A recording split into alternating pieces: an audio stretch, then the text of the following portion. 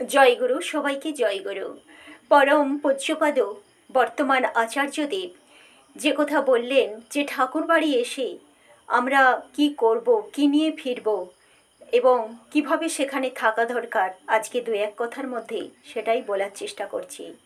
পরম পূজ্যপাদ আচার্যদেব, শ্রী শ্রী আচার্যদেব তিনি বললেন যে বর্তমান শ্রী শ্রী আচার্যদেব বললেন যে অনেকে ঠাকুর বাড়িতে আসে, এসে এখানে সেখানে সেই মোবাইল দিয়ে ফটো তুলছে, গল্প করছে, বকবক করছে, আর যখন তারপর বাড়ি ফিরে গেল তখন সেই বকবকানিটাই রয়ে গেল।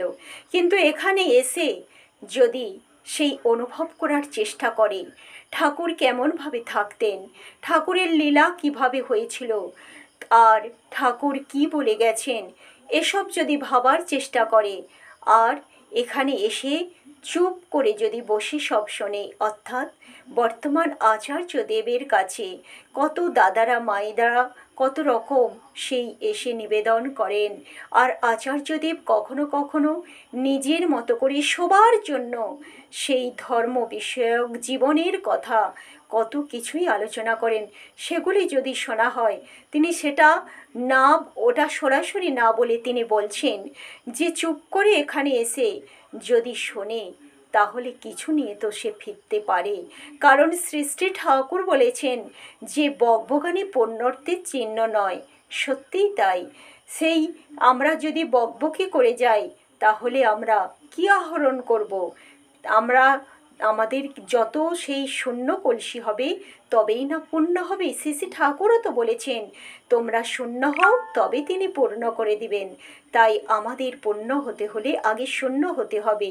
আমরা যদি সব সময় ভরাট হয়ে থাকি তাহলে কেমন করে তিনি ভরাট করে দেবেন? তাই শুনতে হবে। সেই পরম পূজ্যপাদ শ্রী শ্রী আচার্যদেব বললেন এখানে কোনো হারানোর কথা হয় না, এখানে জীবনের কথা হয়, জীবনীয় কথা হয়। মানুষ এখান থেকে জীবন নিয়ে ফিরতে পারে। ভালোবাসার কথা হয়, ঘৃণার কথা হয় না, ঈর্ষার কথা হয় না, অবসাদের কথা হয় না। সত্যিই তাই। পরম পূজ্যপাদ শ্রী শ্রী আচার্যদেব সবসময় জীবনের কথা বলছেন, কিভাবে মানুষ আরও আরও থেকে বাঁচা বাড়ার পথে এগিয়ে যাবে সে কথাই তিনি সবার সামনে বারবার বলছেন যে তোমরা ভেঙে পড়ো না কোনো অবস্থাতেই, তোমরা এই জীবন যুদ্ধে কখনো হেরে যাবে না।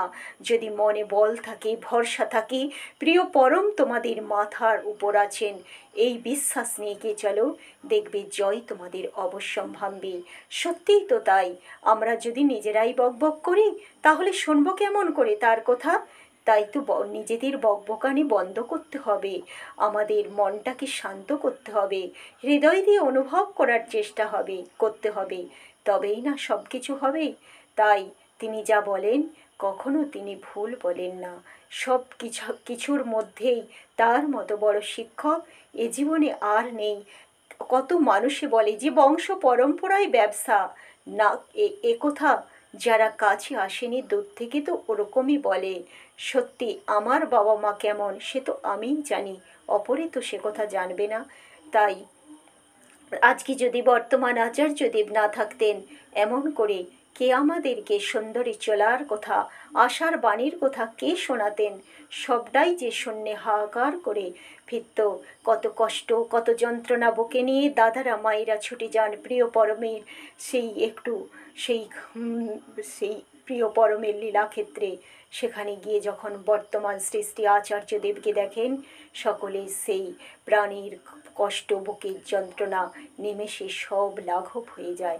জয়গুরু, সবাইকে জয়গুরু। সবাই খুব খুব ভালো থাকবেন, প্রিয় পরমকে মাথায় নিয়ে চলবেন। জয়গুরু।